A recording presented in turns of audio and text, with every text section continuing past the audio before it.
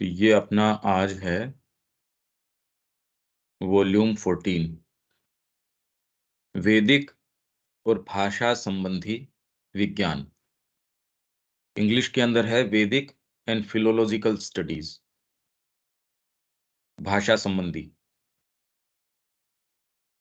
इसमें पहला ये बहुत ज्यादा इंपॉर्टेंट है और आप लोगों ने पढ़ के देखा भी होगा। इसको शुरू करते हैं अपन और पढ़ने की ये एक एक खोल के जितना हम खोल सकते हैं श्री अरविंद के आलोक में वो कोशिश करते हैं भी इसका क्या अर्थ निकलता है। अगस्त्य और इंद्र का संवाद ये बहुत फेमस है और यदि आप अलग-अलग स्थानों पे देखेंगे तो आप ये पाएंगे कि कैसे लोगों ने इसको इंटरप्रेट किया है। इसको कहानी के रूप में बना दिया गया है और इसके ऊपर इतिहास रच लिया गया है कि देखो ये इतिहास है,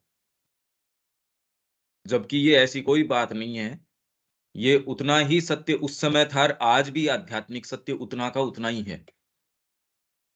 इस संवाद का आरंभ ऐसा प्रतीत होता है कि इंद्र द्वारा बोली गई एक ऋचा से होता है, जो कि पूरे वेद में सबसे उल्लेखनीय ऋचाओं में से एक है। यह न अभी है और न ही कल है। कौन उसे जानता है जो एकदम पूर्ण रूप से अद्भुत है।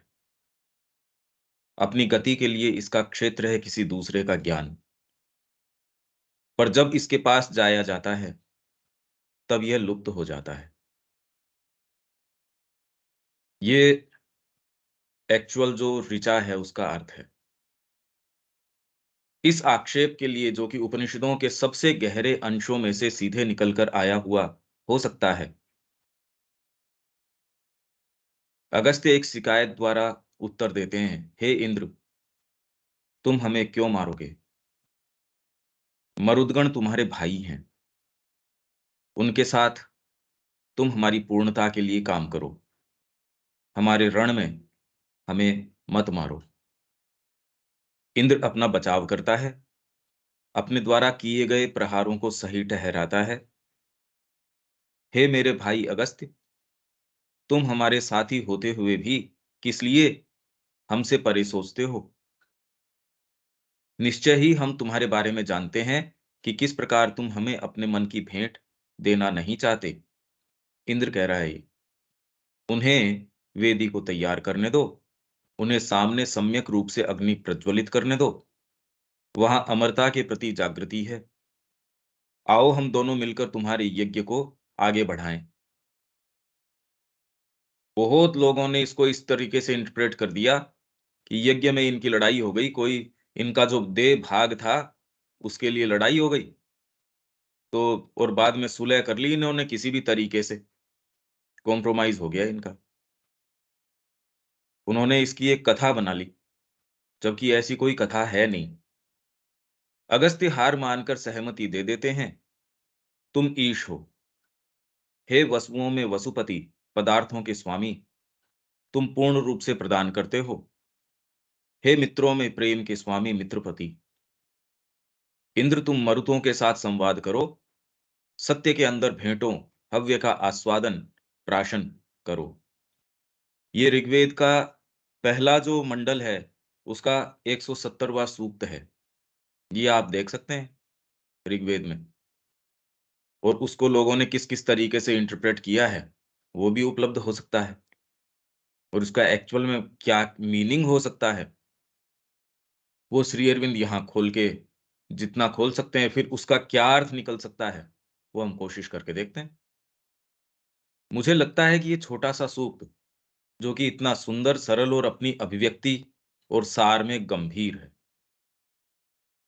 सुंदर सरल, अब ये सरल तो नहीं है, और अभिव्यक्ति और सार में गंभीर है, हाँ ये तो ठीक है। अपने भाव में बिल्कुल सीधा पूर्णतः सुस्पष्ट है और केवल एक पूर्व कल्पित सिद्धांत, पहले से ही आपने मन में यदि कोई सिद्धांत बांध रखा है या विकृत चतुराई ही हमें इससे भटका सकती है। आपके दिमाग में यदि कोई पहले से आपने सिद्धांत बना रखा है, जैसे कि सायण ने पहले ही कर रखा था कि सारी चीज कर्मकांड के चारों तरफ घूमती है। तो ऐसे सूक्त जो सीधे-सीधे साइकोलॉजी के आधार के ऊपर हैं, उनको भी वो कोशिश कर रहे हैं कैसे मैं इनको फ़ोर्ज कर दूँ कर्मकांड में। तो यदि पूर्व कल्पित आप में मन में सिद्धांत बाँध रखा है या कोई विकृत चतुराई आपने दिमाग में पहले से जचा रखी है, तो भले ही अदरवाइज़ श्री अरविंद कह रहे हैं कि इसका अर्थ बिल्कुल स्पष्ट है, सीधा है और अपने भाव में वैसे ये गंभीर है, सार में। वह जो न अभी है और न ही आने वाले कल में है, अपितु समस्त काल से परे है, वह अद्भुत तत्व जिसे कोई मनुष्य नहीं जानता, वह जो किसी दूसरे की चेतना में अपनी क्रिया के द्वारा अपने आप को प्रकट करता है, हमारे अपने अंदर, इंद्र में, मरुतों में, प्रत्येक सजीव प्राणी में या सक्रिय शक्ति में प्रकट करता है। पर यदि उसके पास जाने, उसका अध्ययन करने और उसे हस्तगत करने का प्रयास करें, तो वह हमारी पहुँच से गायब हो जाता है। वह ब्रह्म है। भारतीय चिंतन की कोई अन्य अवधारणा इस गहन और सूक्ष्म विवरण में सही नहीं बैठती है। परंतु इंद्र उनके झगड़े में अगस्त्य के समक्ष ब्रह्म की अज्ञातता के इस दावे को क्यों डालता है? ये बीच में झगड़ा आया क्यों? भई इनके बीच के अंदर जो संवाद है, ये जो झगड़ा है, मतलब आप इसके विषय में अगस्त्य सामान्य व्यक्ति नहीं है। ये तो जो सप्त ऋषि हैं, उनमें से एक ऋषि है। तो उसके साथ इंद्र की ये क्यों? क्या दिखाना चाह रहे हैं? बात क्या है? तीसरी ऋचा में उसका अपना औचित्य सिद्ध करना प्रयोजन को स्पष्ट कर देता है। इस सूक्त में जो ऋचाएँ हैं, उसमें तीसरी में अपना औचित्य कि क्यों इसको ब्रह्म की अज्ञातता कि ब्रह्म को नहीं जानते। मैं अभी तो खाली ये पूरा एक पैसेज जो अपना पहला टाइटल है, अगस्त्य और इंद्र का संवाद, ये एक बार मैं पढ़ जाता हूँ। फिर इसको अपन ये देखते हैं भी लाइन दर लाइन क्या इसका बना सकते हैं। अगस्त्य अपनी विचार चेतना में इंद्र से आगे जाने का प्रयास कर रहे हैं। अगस्त्य अपनी विचार चेतना में इंद्र से आगे जाने का प्रयास कर रहे हैं। वे मन का अतिक्रमण करके सीधे ब्रह्म तक पहुंचने का प्रयास कर रहे हैं।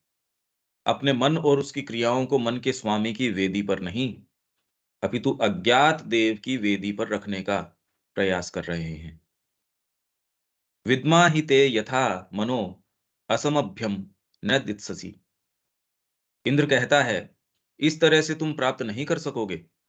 मेरे द्वारा, मन के द्वारा, तुम्हारी मानसिक चेतना के द्वारा तुम उसकी अभीप्सा करोगे जो अद्भुत है। क्योंकि उसकी सभी क्रियाएं और गतियां उसकी शुद्ध आत्म सत्ता में नहीं अपितु दूसरे की चेतना के क्षेत्र में होती हैं। वहीं उसकी खोज की जानी चाहिए। सीधे संपर्क करने पर तो वह लुप्त हो जाता है। अगस्त्य इंद्र को शांत करने का प्रयास करते हैं। वे देखते हैं कि इंद्र की शत्रुता के कारण उनका मन पूर्णता की ओर, योग में सिद्धि की दिशा में काम करने से इनकार करता है। ऊपर की ओर उठने में उनके श्रमसाध्य संघर्ष समरणे में वह अब सहायता नहीं करता। इंद्र अब सहायक नहीं हो रहा, अपितु उनका विरोध करता है। मरुदगणों द्वारा अध्यक्षता की जाने वाली उनकी मतलब अगस्त्य की मानसिक ऊर्जाओं में और उन मरुदगणों की अध्यक्षता और उन्हें परिपूर्ण करने वाले देवता के बीच एक विच्छेद हो गया है। इंद्र के बीच में और मरुदगणों के बीच में। मरुदगणों की अध्यक्षता, भाई इंद्र के भाई हैं ये। मरुदगण जो हैं, ये भाई हैं। और 49 इनकी संख्या जो बोलते हैं, 49 49, क्योंकि गर्भ के अंदर एक गर्भ को इन्होंने 60 टुकड़ों में बांट दिया। क्यों इंद्र को ये लगा कि ये मेरा शत्रु आने वाला है, तो उन्होंने 60 टुकड़ों में बांट दिया। फिर आगे 7 के 7 कर दिए। उन्होंने कहा भाई हम तो तुम्हारे ही भाई है, हमको क्यों मारते हो? तो 49। गर्भ में ही उनके टुकड़े कर दिया, वो 49 बना दिया उनको। तो बाहर आके कहे, यार हम तो तुम्हारे भाई हैं, हमको क्यों मारते हो? तो मरुदगणों की संख्या कुछ और ज्यादा भी बताते हैं, 60 तक भी बताते हैं इनकी। पर ये होते क्या हैं, ठीक है 60 हो, 50 हो, जितने भी हो, पर इनकी विशेषता है, इनकी बात है।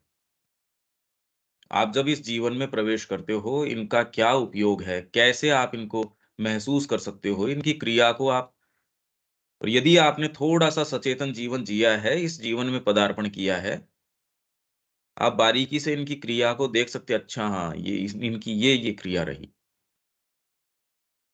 ये बिल्कुल टेंजिबल चीज़ है, ऐसे नहीं है कि कोई ये काल्पनिक चीज़ है।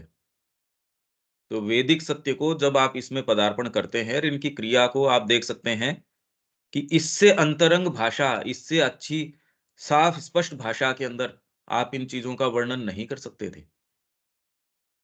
पर ये जिस भाषा में है, सामान्य व्यक्ति को कथा कहानी लगती है, बाहरी कर्मकांड का लगता है, और जो दीक्षित है, इनिशिएट है, जो इस मार्ग में प्रवेश कर गया है, उसके लिए ये इतना गंभीर सत्य है। वो कहता है इससे ज़्यादा पोटेंट, इससे ज़्यादा स्पष्ट, इससे वाइब्रेंट तरीके से इसको नहीं समझाया जा सकता था। और हर जने की वैरायटी को इसके अंदर, कि किसको किस तरीके से इस मार्ग में आके इनका अनुभव हुआ, वो एकदम हूबहू उसके अंदर वर्णन है। तो उन मरुदगणों की अध्यक्षता और उन्हें परिपूर्ण करने वाले देवता, मतलब इंद्र, इंद्र इनकी अध्यक्षता करता है और उन्हें परिपूर्ण करता है। तो इनके बीच एक विच्छेद हो गया,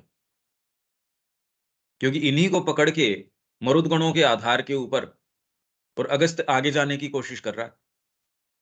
तो इंद्र जो है इनकी पिटाई कर रहा है, इन्हें मार रहा है। इसलिए अगर आप इसकी कथा देखोगे तो वो इसके ऊपर बड़ी लंबी चौड़ी कथा कह रखी है, मतलब गढ़ ली पूरी की पूरी कहानी, जबकि ऐसी कोई कहानी है नहीं। इसको अपन खोलना चाहें कि भाई, और श्री अरविंद के आलोक में जगह जगह जगह जगह कि वो किस चीज के बारे में क्या है, पर इसमें बहुत लंबा अपने को समय लगेगा। विभ्रम, विचार की विफलता, त्रुटि और धर्मच्युत होना इसका परिणाम है। और जब इंद्र आपसे नाराज है, जब उससे विच्छेद हो जाता है, आपकी मानसिक ऊर्जाओं में, मतलब अगस्त्य की मानसिक ऊर्जाओं में और मरुदगणों की अध्यक्षता करने वाले इंद्र में विच्छेद हो गया, तो उससे क्या परिणाम निकलता है? विभ्रम, विचार की विफलता, त्रुटि, धर्मच्युत होना। तुम मुझे क्यों मारोगे? वे पुकारते हैं। मैं तो केवल अपने लक्ष्य की ओर बढ़ रहा हूं। मरुद तुम्हारे भाई हैं, तुम उनसे असहमति में क्यों हो? अरे भाई, मरुद तो तुम्हारे भाई हैं इंद्र, तुम उनसे असहमति में क्यों हो, क्यों मारते हो? उल्टे अपने सहयोगी और सहायकों के रूप में उन्हें साथ लेकर मेरे अंदर चिंतन करने का अपना कार्य इस प्रकार करो जो मेरी पूर्णता के लिए प्रभावी हो। कल्पस्व साधुया, और मेरे आरोहण के कठिन और दुर्धर्ष संघर्ष में मुझ पर प्रहार मत करो। ये इतना जबरदस्त संघर्ष है, उसमें आप मेरे को क्यों मारते हो जी? इसमें प्रहार क्यों करते हो मेरे ऊपर? मैं तो आपकी ही तरफ जा रहा हूं। और इंद्र, इसके अंदर इंद्र बेसिकली क्या है? आपकी एनलाइटेंड इंटेलिजेंस है, माइंड है। अब वो ऐसे के अंदर क्या काम करता है? उसके अंदर मरुदगण है, वो किस चीज को रिप्रेजेंट करते हैं, और ये प्रक्रिया होती क्या है, किस तरीके से होती है ये? इंद्र के उत्तर का भाव पूरी तरह स्पष्ट है। हम भाई हैं हे अगस्त्य, हम भाई हैं, एक ही अमर सत्ता के पुत्र हैं, हम मित्र और साथी हैं। हमने एक साथ महान आर्यों का संग्राम, अमरत्व की ओर संघर्षरत आत्मा का संग्राम, दुष्टों और राक्षसों और असुरों के विरुद्ध विरुद्ध लड़ा है। परंतु अब तुम हमें अपने लिए बहुत छोटा मानते हो और हमसे आगे निकलना चाहते हो। हमने देखा है कि कैसे तुम अब अपने मन और उसकी क्रियाओं की भेंट करने के लिए तैयार नहीं हो, जैसा पहले करते थे। अस्मभ्यम इद। ये जितने भी संस्कृत के टर्म्स हैं, जैसे ही आप पहले मंडल के 170वें सूक्त के अंदर जाते हो, ये सारे आपको वहां मिल जाएंगे। आज संधि की भी मिलेगी, यहाँ संधि विच्छेद करके अलग अलग जो जो टुकड़े श्री अरविंद इसकी जैसे जिस तरीके की व्याख्या कर रहे हैं उस तरीके से है। तुम उन्हें कहीं और निर्देशित कर रहे हो। आपकी आपके मन की क्रियाओं को इंद्र कह रहा है कि हे अगस्त्य, आप अपनी मानसिक ऊर्जाओं को कहीं और निर्देशित कर रहे हो। पहले तो असुरों के विरुद्ध हमने साथ में युद्ध लड़ा था, अब ये इसके अंदर असुरों के लिए आप फिर ये पूरी कहानी गढ़ लेते हैं, ये द्रविड़ों को कह रहे हैं या ये आर्यों को कह रहे हैं या ये वाले देवता। इतनी इतनी कहानियां, इनका जो चाहे सो अर्थ निकाल के, जिसका जो मन किया वो कथाएं निकाल ली इससे, और ये कहा जी ये इतिहास है, और इसमें पता नहीं कैसे कैसे कैरेक्टर्स गढ़ लिए बीच के अंदर। ऐसा नहीं हो सकता। तुम्हें अदाशु, अदाशु मतलब देवताओं को न पूजने वाला नहीं बनना चाहिए। तो वो तो मरुदगण की सहायता से चल ही रहा है। और सम्यक यज्ञ यज्ञ से स्वयं को टालना नहीं चाहिए। देह और मन की वेदी तैयार करो, अपने सामने उस पर दिव्य शक्ति की अग्नि प्रज्वलित करो, अग्नि को अपने पुरोहित के रूप में खड़ा होने दो। यही सम्यक तरीका तय किया गया है। सही देवताओं के प्रति किए गए यज्ञ में इससे अन्यथा नहीं।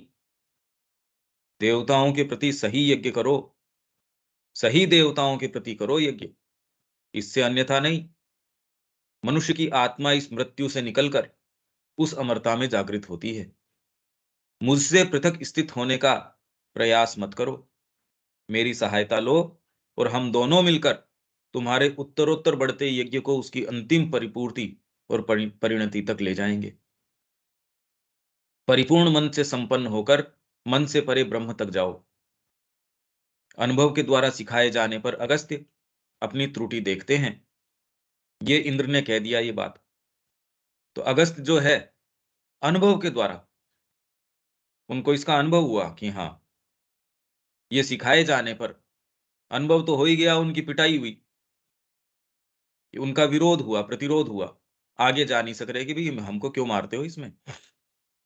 अपनी त्रुटि देखते हैं, वे यज्ञ के नियम को स्वीकार करते हैं। हाँ, वे पुकार करते हैं, मैं विस्तृत सत्ता चाहता हूं। तुम स्वामियों में प्रधान स्वामी हो, वसुओं में वसुपति हो। तुम प्रदान करने या नकारने वाले ईश हो। मैं अनंत आनंद और प्रेम की चाह करता हूं। तुम प्रेम और आनंद के स्वामियों में से इसके सबसे शक्तिशाली और उदार प्रदाता हो। प्रेम और आनंद, अब ये एट्रीब्यूट्स तो इंद्र के हम सुनते नहीं। तुम प्रेम और आनंद के, अब इसके देवता तो दूसरे हैं, तो फिर बाद में ये इंद्र को क्यों एट्रीब्यूट किया जा रहा है कि स्वामियों में से सबसे शक्तिशाली और उदार प्रदाता हो। मरुतों के साथ सहमति करो और मेरे विचारों की समस्वरता उत्पन्न करो, और मन को अतिमानस में समुन्नत करके वस्तुओं के, अब ये अतिमानस वो अतिमानस नहीं है। इसलिए यहाँ की जी, ये देखो वेद के अंदर भी ये टर्म आया है, ये इस तरीके से नहीं है। मैं समुन्नत करके वस्तुओं के सत्य के आदर्श के विधान के अनुसार मेरी क्रियाओं का आनंद लो।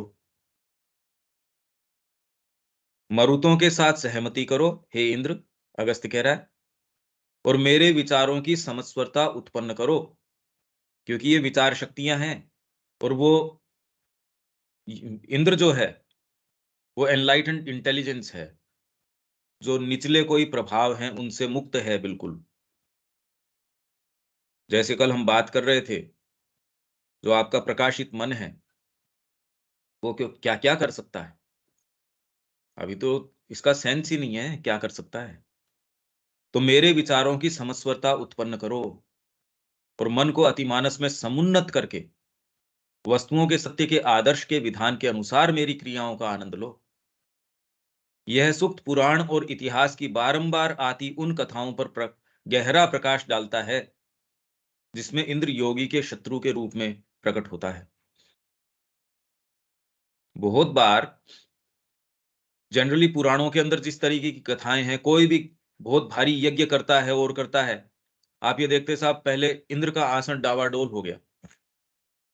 वो कोशिश करता है उसको उससे च्युत करने की, उससे हटाने की। पर उसके पीछे कोई कारण, उससे पीछे कोई चीज़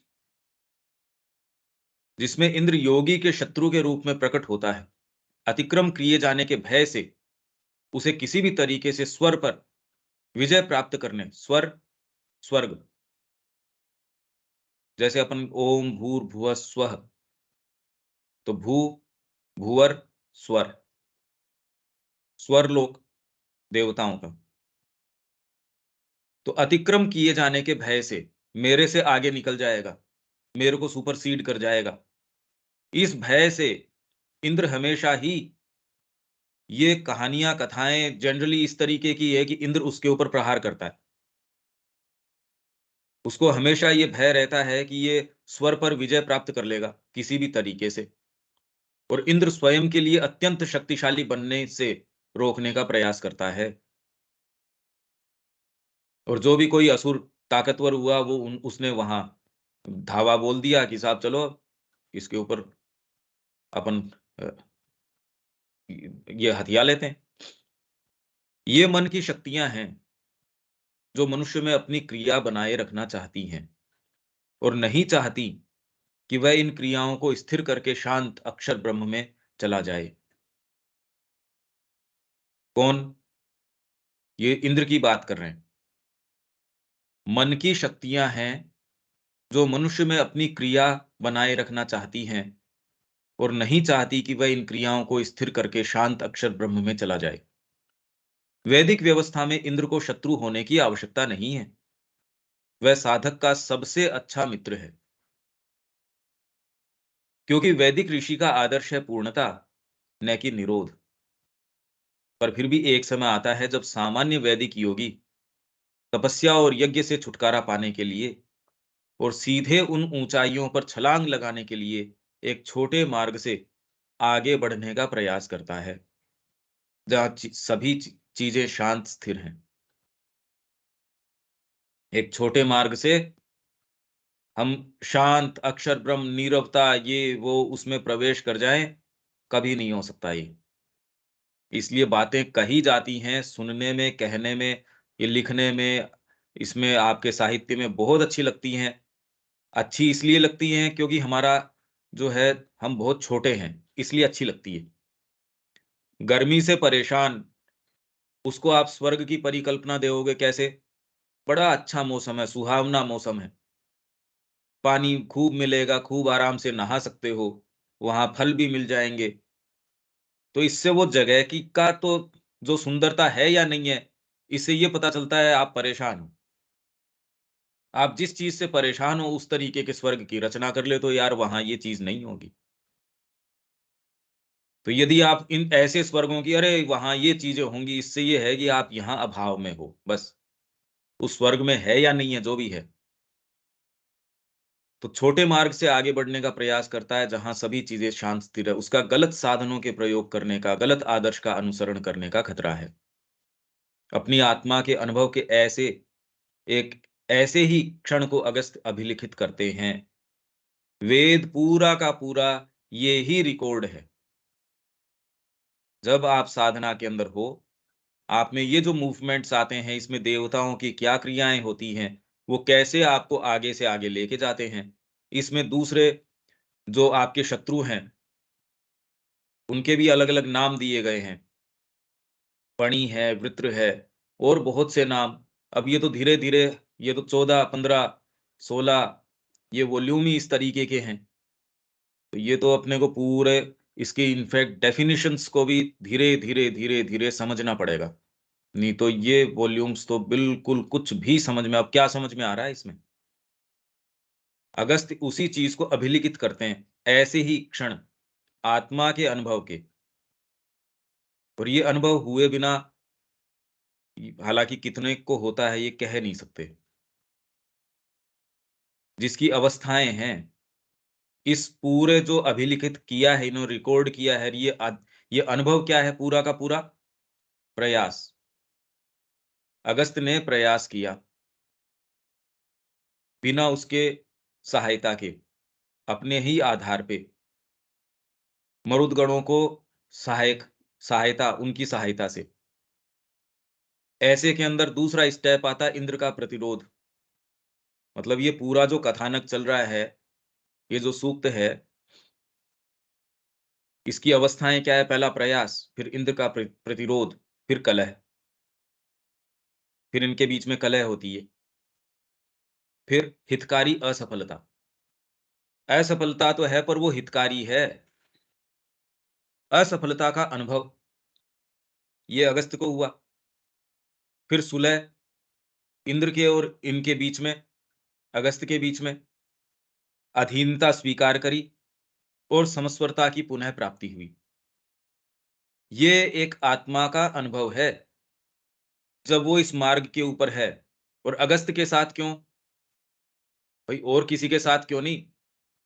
क्योंकि अगस्त्य जो है पूर्ण आध्यात्मिकता चाहता है, इंटीग्रल परफेक्शन चाहता है, एकांगी नहीं चाहता। यहां तो सारे के सारे आज तक की जो आध्यात्मिक सो कॉल्ड आध्यात्मिक पद्धतियां हैं, सब टोटल एकांगी हैं। और भारत के अंदर जो भी रहा वो हमेशा ही सर्वांगीण रहा। और यही कारण है तो श्री अरविंद कह रहे हैं पिछले 2000 वर्षों से कोई नहीं समझा। तो ऐसे ही इसके अंदर सारे प्रसंग हैं, सारे प्रकरण इसी तरीके के हैं जो बिल्कुल दुरूह हैं, कोई समझ ही नहीं पा रहा। तो कैसे कैसे लोग हैं, अब वो क्या क्यों नहीं समझ पा रहे? अच्छा, इसमें अभी तो अपन ने खोलना शुरू नहीं किया। कुछ आप कहना चाहेंगे, कोई बात, कोई चीज? अब ये भाषा देख लो आप, इसी से अपने को डील करना पड़ेगा। इसीलिए मैं आपसे कह रहा था कि अब आगे आने वाले जो वॉल्यूम्स है, स्पेशली ये जो वैदिक स्टडीज के जो हैं, उसमें तो कुछ भी समझ में नहीं आता। विवेक।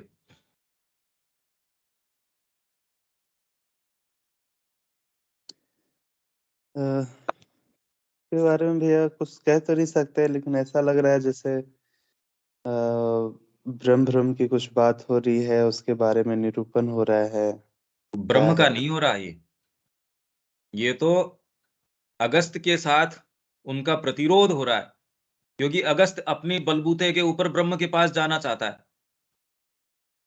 और ये ही सारे के सारे करते हैं कि हम नीरवता में चले गए, हम ब्रह्म के पास चले गए, हमारे निर्विकल्प समाधि लग गई।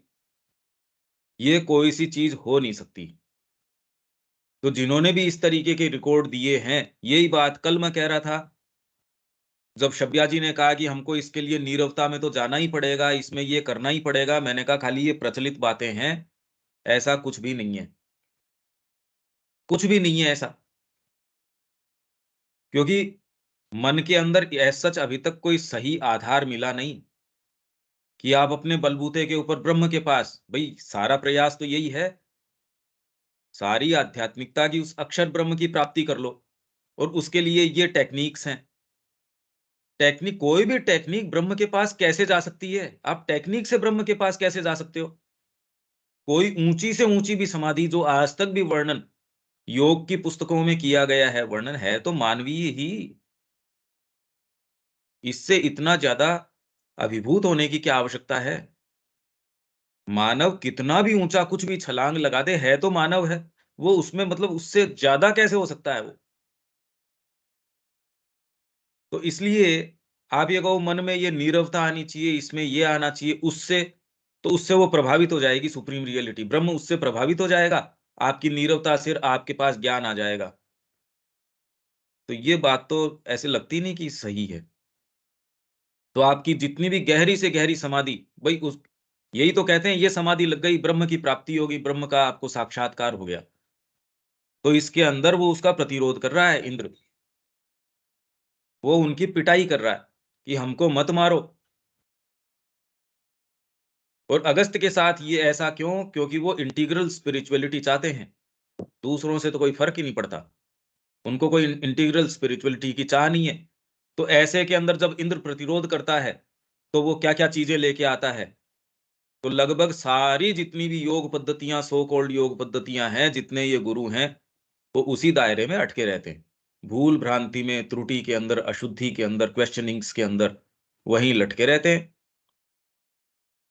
और बस एकमात्र श्री अरविंद का जो है वो इंटीग्रल अप्रोच है, जो वैदिक अप्रोच है, वैदिक लाइन के अंदर है। रामकृष्ण जी का है वो पूरा इंटीग्रल है, उसमें कोई एकांगी बात इस तरीके से नहीं है। बाकी तो लगभग जो है सारे के सारे एकांगी हैं, पर ये बात क्या चल रही है पहले तो ये सेंटेंस ही समझ में आ जाए। कोई इंप्रेशन तो इससे तो कुछ बनता नहीं, इन सेंटेंसेस से क्या समझ आता है। हाँ रविकांत जी। हाँ, ये कॉम्प्लिकेटेड है, आप जब समझाएंगे तो समझ में आएगा। वैसे तो समझ में कुछ आ नहीं रहा है इसका। कुछ नहीं, मैंने तो कहा ना, अब ये पढ़ लो इसको, देखो अब ये क्या है, अनुवाद करने से भी क्या समझ आ जाएगा इसका। कल मैंने अब पढ़ा चाहे था तो समझ में आया नहीं कुछ। कुछ समझ में नहीं आता, सेंटेंस का ऐसे लगता है यार ये सेंटेंस ही नहीं बन रहे, कहना हम्म क्या चाह रहे हैं। और श्री अरविंद इसके अंदर कह रहे हैं भाषा बड़ी सरल है, सुस्पष्ट है। अब ये अगर ये सरल है तो फिर बाद में अब कहना ही क्या। हाँ जी शब्या जी, अब इसमें कोई अपनी बात है क्या?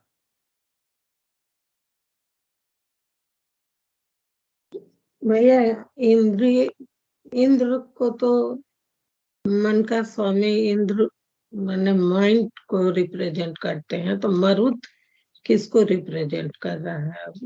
प्राण हाँ, को। एनर्जी है नहीं, तो मरुत यहाँ क्या मेंटल आता एनर्जीज है? जो भावनाओं के द्वारा अभिव्यक्त होती है। अब वो मेंटल, कैसे होती है, उसको मरुत। अब ये हम पढ़ेंगे हम्म। भाई। इसीलिए पहले तो मैं ये ट्रेस करूंगा सेंटेंसेस को, एक सेंटेंस को खोलने के हम्म। लिए भी श्री अरविंद के बहुत जो रेफरेंसेस है उनको अपने को ट्रेस करना पड़ेगा।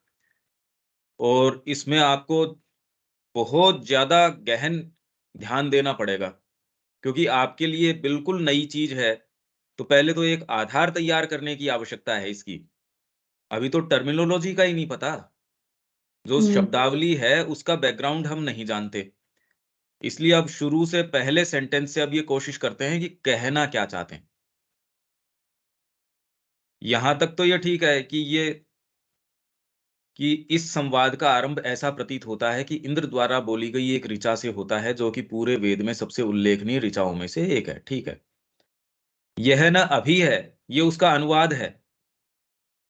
सबसे उल्लेखनीय ऋचा ये है कि यह न अभी है और न ही कल है, कौन उसे जानता है जो एकदम पूर्ण रूप से अद्भुत है। अपनी गति के लिए इसका क्षेत्र है किसी दूसरे का ज्ञान, पर जब इसके पास जाया जाता है तब यह लुप्त हो जाता है। क्या मतलब हुआ इस ऋचा का? तो ये जो वर्णन है, ये सुप्रीम रियलिटी, आप इसको ब्रह्म कहो या जो भी कहो, भाई ये शब्द भी तो हमने ही दिया है, ब्रह्म। और जो भी कोई सुप्रीम रियलिटी है जो हम कल्पना कर सकते हैं वो सब है, उससे परे है। जो निर्धारित हो गई वो निर्धारित भी है, अनिर्धारित भी है। और हमको जो निर्धारित प्रतीत होती है वो भी अनंत है। आप वास्तव में तो किसी एक जो अणु है उसके रहस्य को भी नहीं जान सकते। विज्ञान अब ये देख रहा है कि आप किसी एक छोटे से अणु के भी सच्चे रहस्य को नहीं जान सकते, उसमें भी पूरा का पूरा ब्रह्मांड छिपा हुआ है। तो कितनी अद्भुत बात है ये। वो निर्धार्य भी है, अनिर्धार्य भी है। निर्धार्यता अनिर्धार्यता से बिल्कुल परे है, हम उसको बिल्कुल भी नहीं जानते। और ये कहने से भी वो बनने में नहीं आता, हम बिल्कुल जानते भी हैं उसको। हम अनुभव में जानते हैं, वो जड़ तत्व भी बन गया, हम उससे व्यवहार भी कर रहे हैं, उसके लिए नियम भी बना रहे हैं। हम तय कर रहे हैं कि ये इस तरीके से काम करेगा, ऐसे काम करेगा, वैसे भी वो कर जाता है। तो ये जो वर्णन है, यह न अभी है और न ही कल है, कौन उसे जानता है जो एकदम पूर्ण रूप से अद्भुत है। ये जो सुप्रीम रियलिटी है, यह न अभी है और न ही कल है।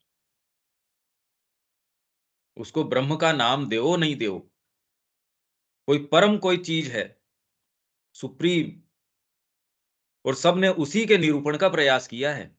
जितनी पद्धतियां निकली हैं, जितने सारे लोग आए हैं, वो अपने अपने तरीके से ये कोशिश कर रहे हैं कि उसको निर्धारित करें, उसको जानें, उसका साक्षात्कार करें। तो इसलिए वेद सारों का निरूपण करके कहता है नेति नेति नेति, ये भी नहीं है, ये भी नहीं है, ये भी नहीं है। और फिर बाद में जब अफर्मेटिव तरीके से कहता है ये भी है, ये भी है, ये भी है, इति इति इति।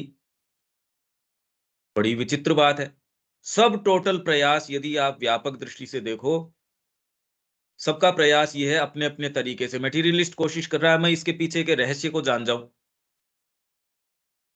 सब अपने अपने तरीके। निहिलिस्ट कोशिश कर रहा है मैं अपने शून्य को, इसमें क्या है, वो उस तरीके से। ड्यूअलिस्ट है अपने तरीके से। तो हर जना अपने तरीके से, और भगवान उसका उसी तरीके से उत्तर भी दे देते हैं। तो एक जना कहता है अरे मैंने इसको यहां इस तरीके से चल के प्राप्त किया है, उसको कोई परहेज नहीं है इस चीज से। कोई अद्वैतवादी जाता है तो उसको भी वो अच्छे से आलिंगन कर लेता है। जड़वादी है, उसको जड़ तत्व के अंदर मिल जाता है। सबको अपने अपने स्थान पे मिल जाता है, इसलिए सारे कहते हैं मेरे को जो मिला वही सही है। बड़ी विचित्र बात है ये। तो यह न अभी है और न ही कल है। कौन उसे जानता है जो एकदम पूर्ण रूप से अद्भुत है? कोई नहीं जानता, कोई भी नहीं जानता और न जान सकता, क्योंकि जानने से परे की चीज है ये।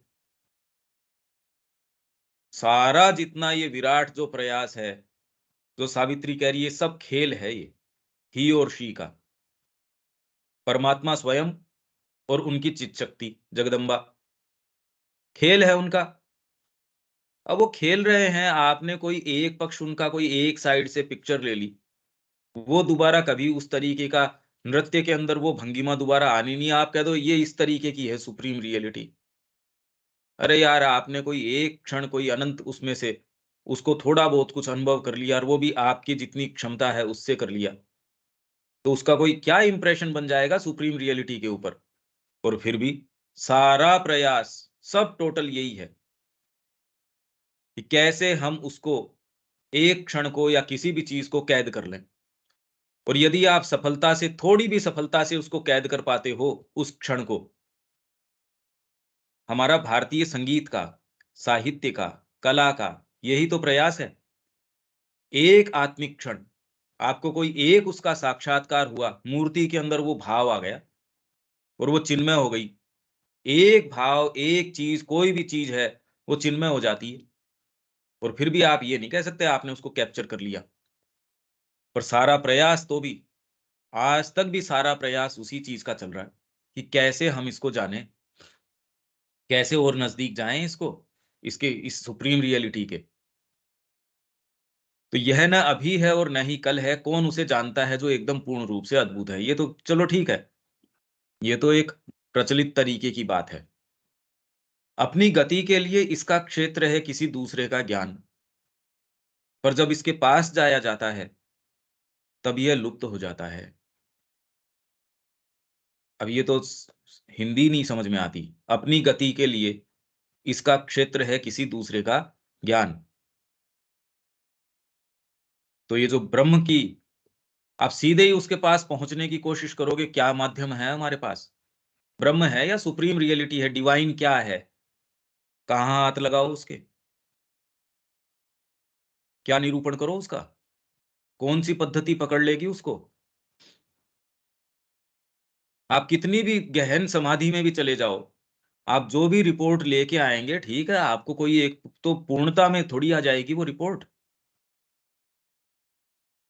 भाई एक कोई भौतिक क्षेत्र है, भारत है सपोज, उसमें भी कितने लोग कितने आयाम से प्रवेश कर रहे हैं, उन सारों की भी रिपोर्ट मिलाई जाए तो भी वो रिपोर्टें एक दूसरे से मिल थोड़ी जाएंगी। जबकि भारत तो कोई ऐसा सच देखा जाए भी, धरती भी क्या है पूरे उसमें सोलर सिस्टम के अंदर, उसमें भारत किसी एक प्रदेश के अंदर भी उसकी सीमाओं में जगह जगह लोग प्रवेश कर रहे हैं, तो उनकी रिपोर्टें एक जैसी, वो आपस में कभी मिले कोई जरूरी नहीं है।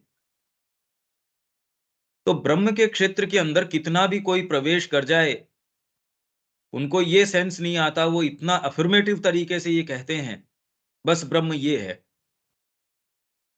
अरे छोटे से राज्य के अंदर आप प्रवेश कर रहे हो, कौन कौन दिशा से प्रवेश कर रहे हो, और आप ये कहते हो बस मेरा वर्णन ही एक, तो इसका मतलब आपको ये सेंस ही नहीं है कि प्रदेश कितना बड़ा है। तो जिस सुप्रीम रियलिटी के अंदर आप प्रवेश कर रहे हो, तो इसका ज्ञान वैसे आता कैसे है? भाई आप जानो कैसे हो उसको? इसका क्षेत्र है किसी दूसरे का ज्ञान। दूसरे किसका ज्ञान? किसके ज्ञान से? तो इसके अंदर ये है कि इसको हम पकड़ कहां सकते हैं?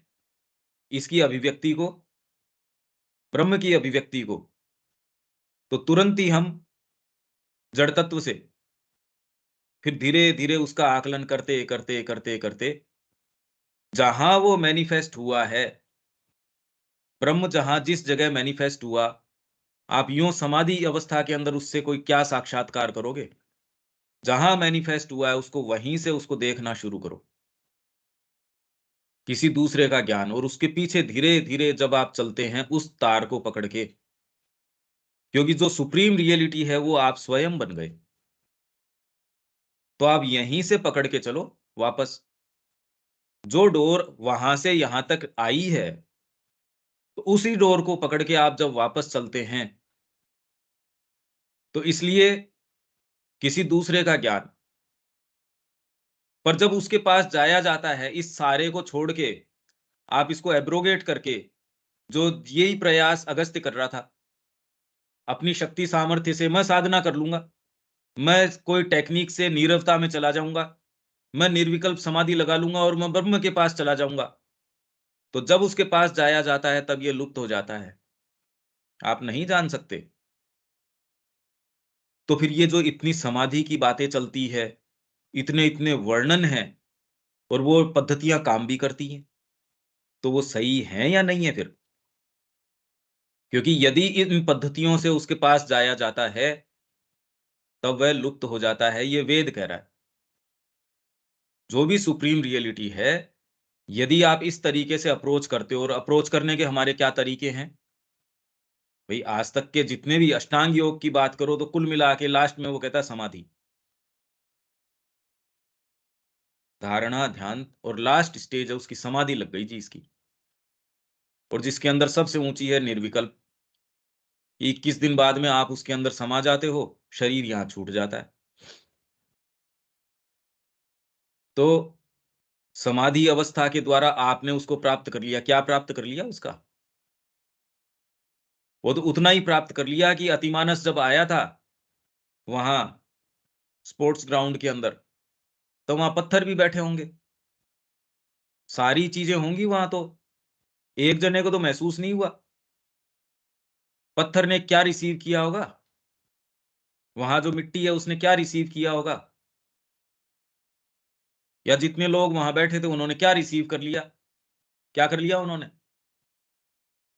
तो वैसे ही आप यदि उस समाधि अवस्था में भी चले जाते हो तो भी क्या रिसीव कर लोगे? एबीसीडी सीखने वाली क्लास में आइंस्टाइन स्वयं आ जाए, क्या सीख लेगी वो क्लास उससे? जी हमको आइंस्टाइन पढ़ा के गए थे, तो उससे तो आप ये कहते हो ये टेक्निक लगा के हम ब्रह्म के पास चले जाएंगे, और इनकी कुल मिला के कोशिश तो अक्षर ब्रह्म के पास जाने की है। जबकि गीता ये कहती है अरे तुम इस अक्षर ब्रह्म के पास नहीं, इससे ऊपर फिर बाद में पुरुषोत्तम है, उसके पास जाओ। तो ये बड़ी विचित्र बात है। और ये होता कैसे है साधना के अंदर? ये कोई हमने पढ़ लिया हम समझ गए, ये इतनी कोई क्लियर कट बात है नहीं। तो उसके पास जब जाया जाता है तब ये लुप्त हो जाता है।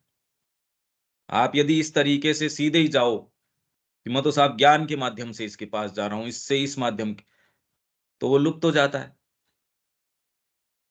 और क्या कर लो उसका।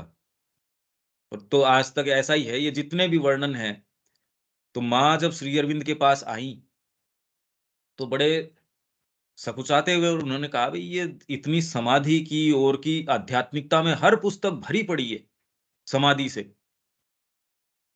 और हम इतने ज्यादा अभिभूत हैं इससे, मन की नीरवता, इसकी ये इसकी वो, और अल्टीमेटली पता नहीं, और इसका पता नहीं आपको ये होगा क्या, ये किसी को नहीं पता कि इसमें क्या होगा।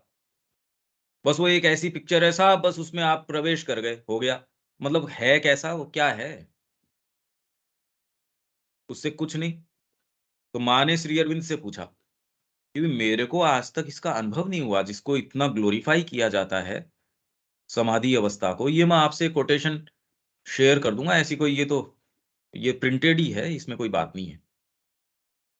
तो श्री अरविंद का मेरे को भी नहीं लगी कभी जिस समाधि की ये चर्चा होती है, क्योंकि ये खाली अचेतनता है, आपके बाहरी भागों की अक्षमता है। तो समाऊ आप एक टेक्निक से एक ऐसे क्षेत्र में प्रवेश, और वो भी सब्जेक्टिव वर्ड्स हैं, आपको यही नहीं पता कि आप वास्तव में गए कहाँ गए, गए नहीं गए, कितना आगे गए, क्या प्रमाण है इसका? कुछ नहीं। ये जैसे आप रात को नींद के अंदर सो गए, अब उसमें आप कहाँ कहाँ गए, क्या प्रमाण है इसका? तो जी हमारी समाधि लग गई। पर अभी तक कोई यहाँ आध्यात्मिकता का यहाँ साम्राज्य हो, कोई दिव्य जीवन आए, ऐसी तो कोई परिकल्पना है ही नहीं। क्या तो वेदों के अंदर है, कोई इसकी बात करता नहीं। तो जब इसके पास जाया जाता है तब यह लुप्त हो जाता है, और इसका क्षेत्र है किसी दूसरे का ज्ञान। अपने आप में वो सुप्रीम रियलिटी क्या है आप नहीं जानते। तो इसको जानने के लिए आप किसके माध्यम से? आप गुरु के माध्यम से। हम मां श्री अरविंद में देखते हैं किसी दूसरे का ज्ञान, ये जड़ तत्व के माध्यम से, कि ये पेंसिल भी वही बन गया, प्राण तत्व के माध्यम से। तो जहां आप हो वहां से पकड़ के धीरे धीरे धीरे, जिस भी अवस्था में आप हो, वहां से जब आप पकड़ के चलते हैं, अच्छा ये है, तो आपको उतना भर आपको पता चल जाता है। भी हवा है, उसको निरूपण क्या है? एक गुब्बारे के अंदर है तो उसने एक शेप ले ली, अच्छा जी ये है, बाकी उसकी तो अपनी कोई शेप है नहीं। तो इसके माध्यम से आप किसी दूसरे का ज्ञान, किसी इसका जो क्षेत्र है, किसी दूसरे का ज्ञान, तो यहां आप अपने माध्यम से जो भी हमारा संरचना हमको दी गई है, उसके माध्यम से हम उसके साक्षात्कार कर पाते हैं। तो अभी जो ऊंचे से ऊंचा हमको इंस्ट्रूमेंट दिया गया है वो माइंड, माइंड अभी पर्याप्त है नहीं। इसीलिए जब श्री अरविंद ने सबसे पहले ये बात करी सुप्रामेंटल की, तो लोगों ने प्रतिरोध किया इस बात का कि आप इसको एक लक्ष्य के रूप में, उद्देश्य के रूप में बता रहे हैं, पर सुप्रामेंटल से ऊपर का लेवल तो जो सच्चिदानंद है वो तो हम ऑलरेडी यहां अनुभूत कर चुके हैं। तो आपकी योग पद्धति में नवीन क्या है, नई चीज क्या है? तो श्री अरविंद ने कहा यूं जो जड़ भरत की बात करते हैं, या जो और सिद्धियां हैं, वो वैसे ही है जैसे कोई प्रकांड, कोई पंडित जसराज है, वो आके कोई अभी अभी 6 महीने का बच्चा है, उनको कोई संगीत सुना रहे हो तो वो क्या उसको रजिस्टर कर पाएगा? या कोई पशु को जाके आप बैठ के कुछ उसको सुना रहे हो, वो तो कहीं आप कहाँ शुरू करो कहाँ खत्म करो। आपसे आपका जो पालतू है कोई, वो बहुत प्रेम बहुत कर सकता है, और आप उसको अलजेब्रा सिखाने की कोशिश करो, कहाँ शुरू करो कहाँ खत्म करो। तो ये जो रेंज है पशु से हमारे बीच, वो तो उतनी है ही नहीं। और जो सुप्रीम रियलिटी है उसमें हमारे बीच में, हम ये कभी हमारे अहंकार में कल्पना नहीं कर पाते कि हम कितने छोटे हैं। तो हम यूं ही जंप करके कोई भी समाधि या कोई भी टेक्निक, भाई कोई कुत्ता टेक्निक लगा के मनुष्य बन जाएगा क्या, ये बताओ? या आपको जान जाएगा कभी? हाँ, आपसे प्रेम करेगा तो थोड़ा बहुत आपसे नजदीकी हो जाएगी, आपकी कुछ क्रियाकलाप समझ जाएगा, आप उससे कुछ चुटपुट कोई चीजें हैं वो थोड़ी बहुत आपकी कर देगा, इतना भले ही है। तो अभी तक जिस चेतना में हम हैं, उससे सुप्रीम रियलिटी को डायरेक्टली जंप करके समाधि अवस्था से, इससे उससे इससे कुछ नहीं हो सकता, कुछ भी नहीं हो सकता। वेद ये बात कह रहा है, और हम टेक्निक्स पे टेक्निक्स, ये टेक्निक से चले जाओ, इस टेक्निक से चले जाओ, कुछ नहीं। इसलिए श्री अरविंद ने, माँ ने पूरा, कितना विशाल लिटरेचर है, कोई टेक्निक नहीं, कुछ नहीं। एकमात्र टेक्निक इसकी है एक्सक्लूसिव सेल्फ ओपनिंग। आपकी अंतरात्मा है पूर्ण रूप से माँ के प्रति, तो ये कोई टेक्निक थोड़ी है। तो पर उसके पास जाया जाता है तब ये लुप्त हो जाता है। आप किन्हीं भी माध्यमों से जब उसके पास जाते हैं तो वो लुप्त हो जाता है। अच्छा, इसके अंदर अब मैं आपसे शेयर करूंगा जो हमने पढ़ा था सुप्रीम रियलिटी के बारे में।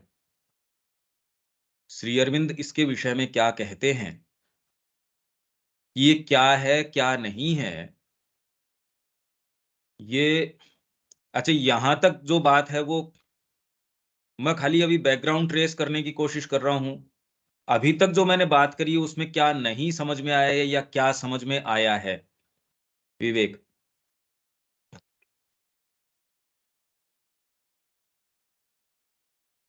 अ,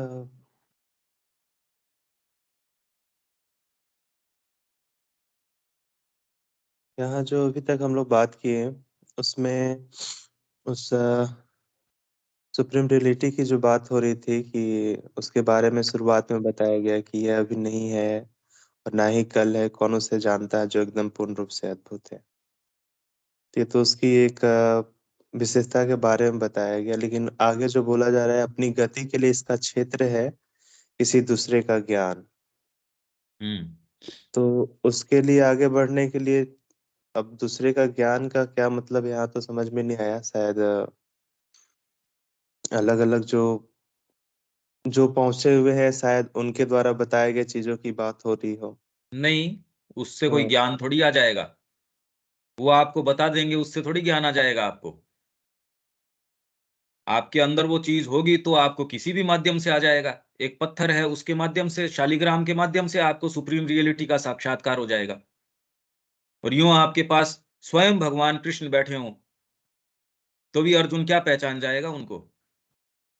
यही तो जोरदार बात है। कोई भी पद्धति, आप समाधि अवस्था के अंदर चले गए साहब, जितनी आज तक की पद्धतियां ऊंची से ऊंची पद्धति भी है, ये कह रहे हैं उसकी पकड़ से मैं बाहर चला जाता हूं। तो इन्होंने तो ये कह दिया वेद के अंदर कि किसी भी पद्धति में ये है ही नहीं। व्यक्ति क्या बता देगा आपको? कोई भी व्यक्ति इस बारे में क्या बता सकता है? कुछ नहीं। और यूं अगर आप में कोई चीज हो तो आपको कोई पत्थर भी बता देगा। आपको एक पत्थर में भी साक्षात्कार हो जाएगा। और यूं मां स्वयं सामने विद्यमान है तो भी आपको क्या है? कुछ नहीं। ये बड़ी विचित्र बात है। तो दूसरे का ज्ञान का मतलब क्या हुआ? हाँ, ये कि अगर डायरेक्टली आप उसको अप्रोच करते हो, जी मेरे को मतलब नहीं है, मैं सारी अभिव्यक्ति को स्वीकार नहीं करता और मैं तो एकांगी चला गया वहां, तो सुप्रीम रियलिटी बच निकलती है आपके। दूसरे का ज्ञान स्वीकार करना पड़ता है। यहाँ जड़ तत्व भी है, यहाँ प्राण तत्व भी है। इसमें जब तक कि आत्मा के आविर्भाव को यहाँ नहीं लाया जाता, ये सारा प्रयास जो है मिथ्या है। इसलिए यहाँ अतिमानस का आना इतना जरूरी है। दूसरे, जब तक आप इसको स्वीकार नहीं करते, सुप्रीम रियलिटी बच निकलती है। तभी माँ ने कहा कि मेरे को ये बाद में महसूस हुआ कि इसलिए है ये, जब मैंने शरीर के अंदर उस चीज को महसूस किया, तब ये जाना कि ये बात क्या है। तो दूसरे का ज्ञान, यहां जब आप इसके अंदर साक्षात्कार करते हैं, इसी के माध्यम से कर सकते हो। और आपके पास माध्यम क्या है? डायरेक्टली आप उस सुप्रीम रियलिटी को कैसे अप्रोच कर सकते हो? किसी भी माध्यम से। अभी तो मन है हमारा माध्यम। कितना भी गहरा माध्यम हो, उस माध्यम से आप सुप्रीम रियलिटी को कैसे अप्रोच कर सकते हो? पाश्विक चेतना किसी भी तरीके से मानसिक चेतना को कैसे अप्रोच कर सकती है, ये बताओ मेरे को। कोई पशु है, वो आपकी एल्जेब्रा को किसी भी तरीके से कोई भी टेक्निक लगा के अप्रोच कर सकता है क्या? ये बताइए। तो पशु में और मनुष्य में तो कोई विशेष अंतर है नहीं। मनुष्य के वहम हो गया कि मैं सुप्रीम रियलिटी को अप्रोच कर सकता हूं। आप पहले मुद्दा तो समझ पा रहे हो मैं क्या कह रहा हूं? हाँ भैया, लेकिन ये दूसरे का ज्ञान का मतलब समझ में नहीं आ रहा है। हाँ, तो उसको डायरेक्टली आप उसको अप्रोच नहीं कर सकते। दूसरे का ज्ञान, यहां जब आप यहां से शुरू करते हो तो आप कहते अरे मैंने शालिग्राम के अंदर उसको प्राप्त कर लिया। तो यहां से जब आप पकड़ के चलते हो किसी दूसरे,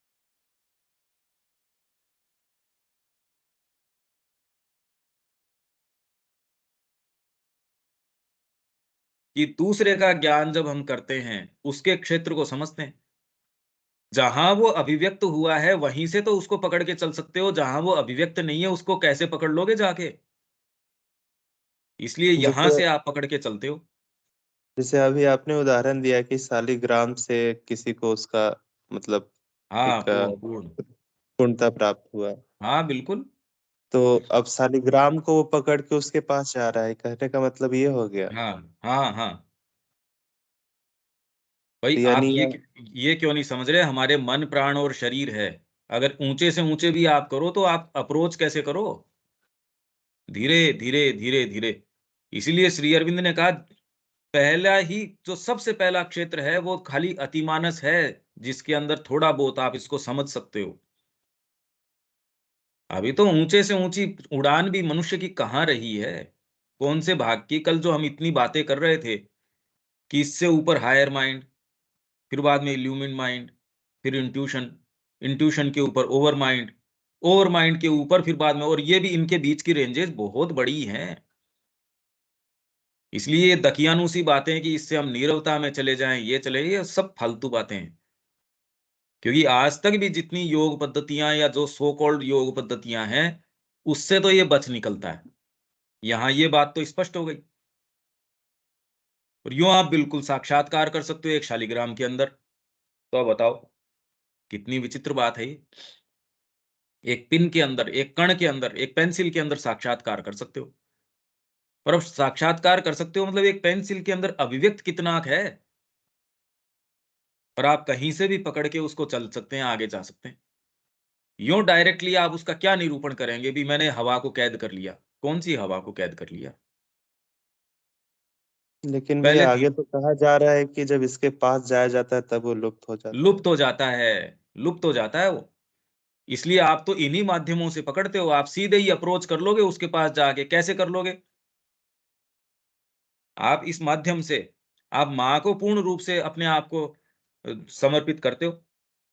अभी आधार नहीं है, इसलिए अतिमानस ही सबसे पहला आधार है, जिसमें कुछ थोड़ा बहुत सुप्रीम रियलिटी को टच करने का कुछ पहला आपके पास आयाम बनता है। अभी तो मानव मन, कल हमने यही तो पढ़ा था, ये जितनी श्रृंखलाएं हैं धीरे धीरे, अरे ये हम अपना छोटापन समझ ही नहीं पा रहे, प्रॉब्लम ये चल रही है।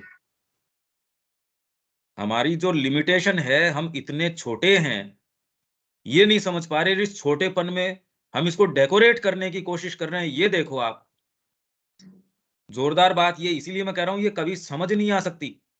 और जो पुराना ढर्रा है, ढांचा है, जो जिसने हमको इतना लपेट रखा है, ये नीरवता वो नीरवता, अरे यार कौन सी नीरवता, कैसी बात है ये सेंटेंस खोलने के लिए मेरे को बहुत सारे रेफरेंस है जो आपसे शेयर करने पड़ेंगे।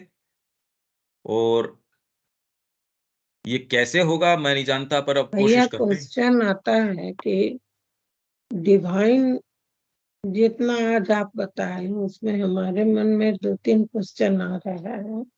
एक तो है कि पहले हम लोग को डिवाइन डिवाइन को जानने के लिए डिवाइन क्या है के अंदर ही हमको डिवाइन को मिलना है, और व्यक्त से अभिव्यक्त की ओर जाना है। यदि हम व्यक्त को पकड़ते हैं और उससे उसके ओरिजिन के तरफ जाने का कोशिश करते हैं, तब कुछ जान, और दूसरा क्या जाना है उसको जानने से वहां तक पहुंचने पर भी तो हमारा दूसरा कोई को पुआ का मिठाई, पुआ खाया है उसका मिठास, और जो नहीं खाया है कैसे बनता है इससे तो पता नहीं चलेगा। जो खाया है वही जानेगा। तो डिवाइन तो यही है कि जब तक डिवाइन आप बन नहीं जाइएगा तब तक तो आपको पहुंचिए नहीं रहे हैं। नहीं, बन कब जाएगा, आप तो ऑलरेडी हो। आप बन कब वही जाओगे, आप चीज तो कि ऑलरेडी हो। वही चीज हमारा बोलने का वही है कि जो पर आप जान नहीं अभिव्यक्त सकते, है वो डिवाइन अभिव्यक्त है। आप जान नहीं सकते उसको कभी भी। वो आपकी तो ये जितनी प्रयास भी क्यों बातें हैं किया ये जाए, सब जब पढ़ी पढ़ी जान ही नहीं सकते हैं तो ये सारी प्रयास पढ़, क्यों किया जाए। ये इसका निष्कर्ष कब निकल गया। ये तो वेद पूरा का पूरा उसका निरूपण करके भी कहता है नेति नेति, पर प्रयास फिर भी उसी का चल रहा है। प्रयास क्यों किया जाए, ये तो मानव तामसिकता कहती है। फिर जब मेरे को ये, आपकी जितनी इसमें कोशिश करते हो आप पहले से बेटर होते हो, पर ये अनंत श्रृंखला है, अनादिकाल तक, अनंत काल तक भी आप चलते रहोगे तो भी इसका कोई अंत नहीं है। और आप चाह के भी रुक नहीं सकते, इसलिए क्यों तो करना माँ चाहिए का आपके। कहना यदि हम मानते हैं तो माँ तो कहती है कि तुम्हारा अभिप्सा हो और ऊपर वाला का कृपा जहाँ मिलता है वहीं पर होता है हम्म। अनुभूति। मदर में तो वही पुस्तक में जो है कि तुम्हारी अभिप्सा और ऊपर से डिवाइन ग्रेस जहाँ मिलता है वही कुछ ही अनुभूति होती है। अनुभूति नहीं, वही वहां संसिद्धि होती है, अनुभूति नहीं होती। वो वहाँ क्या दामोदर के अंदर ये क्या है, बोले? आप सुना कीजिए शब्या जी, सुनो आप हाँ, पहले। वो खाली ये कह रहे हैं कि संसिद्धि को पूर्ण करने के लिए दो चीजें आवश्यक है, आपकी ओर से अभीप्सा और ऊपर से उसका प्रत्युत्तर। भाई आपने अपने तरीके से प्लग के अंदर लगा दिया, बिजली आई नहीं रही तो आपकी मिक्सी चल जाएगी क्या? नहीं, आपने सारी चीज संजो के रख ली, उसमें लगा दिया, बिजली नहीं आ रही। अब उसको जबरदस्ती थोड़ी ला सकते हो बिजली, आपने अपनी तैयारी कर ली तो अभीप्सा आपकी तैयारी है। ऊपर से जो उत्तर आ रहा है, ये दोनों जब मिलते हैं तो संसिद्ध होता है। श्री अरविंद का ये सिंबल है, नीचे से तीन चीजें ऊपर जा रही है, ऊपर से तीन चीजें नीचे आ रही है, बीच के अंदर चौकोर है, उसके अंदर अभिव्यक्ति हो रही है, बस। तो इसमें नई बात क्या कह रहे हो आप, कहना क्या चाह रहे हो, इसमें पहले क्लियर तो करो।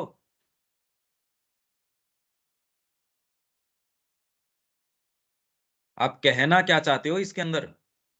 क्वेश्चन जिसका तो रहा है भैया कि डिवाइन को, डिवाइन शब्द जो हम यूज कर रहे हैं हाँ अव्यक्त के लिए, या ये भी तो एक शब्द ही है जिसको हम ब्रह्म कहें या डिवाइन हाँ, कहें या यही मैं कह सुप्रीम रहा हूं, यही रियलिटी बात मैं कह कहें। रहा हूं।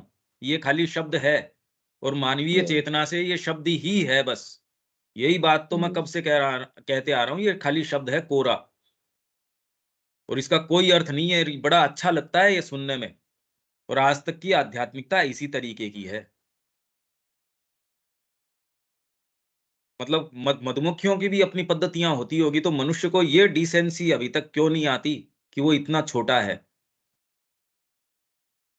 और फिर भी उसमें सुप्रीम कोई चीज रिजाइड करती है, और इसीलिए वो ये स्वीकार नहीं करता। अपने सच्चे भाग में तो वो डिवाइन स्वयं है, बन क्या जाएगा, है वो। आप स्वयं डिवाइन हो तो आप क्या क्या करोगे, वो जो कर रहा है वही तो कर रहा है, आप और हम सोच के थोड़ी कर रहे हैं। आपने थोड़ी कोई ये सोच के रुख अपनाया है कि आप ये हो, वो तो वो है, अपने आप को अभिव्यक्त कर रहा है, बस। ये तो बात है ही, इसमें क्या बात है। यही मैं कह रहा हूं, ये सारे जितने भी टर्मिनोलॉजी है ये मनुष्य की है, इससे ज्यादा इससे हमको प्रभावित होने की आवश्यकता नहीं है, तब जाके थोड़ा रास्ता खुलेगा। और इसके लिए आपने जो आज तक पढ़ा है उसको भूलना पड़ेगा। आपकी आध्यात्मिकता तो यही है, अगर ये कर पाए हम, बहुत बड़ी बात होगी। कोई दूसरी चीज के लिए स्थान होगा। अब ये कर लो, इन सेंटेंसेस का क्या बनाओगे इसका, ये तो श्री अरविंद ही कह रहे हैं, ये तो अपन तो कुछ कह नहीं रहे इसके विषय में। अब इसका क्या बना सकते हो? और ये तो हमने खाली सिलेक्शंस लिए हैं, पूरा इसमें क्या श्री अरविंद ने लिखा है अब ये, और क्या प्रामाणिकता है। लोग अपने स्तर के ऊपर जो इसको पढ़ रहे हैं, साधना में प्रवेश किया नहीं, इसका जो बना रहे हैं सो बना रहे हैं। कैसी विचित्र बात है। तो सुप्रीम रियलिटी सबसे पहले तो, पहला भाव तो ये अवाक रहने का भाव है, और ये महसूस करने का भाव है कि कितनी जबरदस्त चीज है। और फिर भी हम बैठे रहते हैं छोटी छोटी चीजों के अंदर कि ये मेरे को मिल जाए, ये मिल जाए। ये नहीं समझ में आ रहा, देखो कितनी विचित्र बात है ये, यही तो विचित्रता है। हाँ जी रवि खान जी, इसको खोलने में शायद अपने को बड़ा आनंद का भी विषय है, पर ये बहुत जबरदस्त चीज है, ये कल्पनातीत है। और आज तक ये इसीलिए कोई, मैंने तो सुना नहीं इस तरीके की चीज, न इसको कोई जितना टच करता। खोल सकते हैं उतना खोलिए हम लोग के लिए। ये लंबा समय लगेगा इसको, इस सेंटेंस को समझने, इसका बैकग्राउंड बनाने के लिए भी मेरे को नहीं लगता मैं 7 दिन में भी कर पाऊंगा, पर फिर भी मैं कोशिश करूंगा। हाँ, और आप मेरा इसमें सहयोग कीजिए, और जो आपके प्रश्न उठते हैं वो आप पर पूरा इसका अध्ययन कीजिए। रविकांत जी, आप कुछ कहना चाह रहे हैं? नहीं तो हम इसको यहाँ विराम देते हैं। नहीं, मैं कुछ नहीं कहना चाह रहा हूँ अभी तो। आज मैं दोबारा पढ़ूंगा इसको। इसको पढ़ने से तो खैर नहीं होगा। हम तो 3 बार पढ़े हैं भैया, लेकिन इसको पढ़ने से कुछ हम नहीं यही समझ में मरुत आएगा। मरुत में ही अटक रहे ना ना, हैं कि कुछ नहीं समझ मरुत। में आएगा इसमें। इसको जब हम हम्म, खोलेंगे और उन सारे रेफरेंसेस को फिर आप अपने स्तर के ऊपर आप देखिएगा, पर ठीक है, माँ से, श्री अरविंद से प्रार्थना कीजिए और हम्म। फिर देखते हैं। जय श्री राम। जय श्री माँ।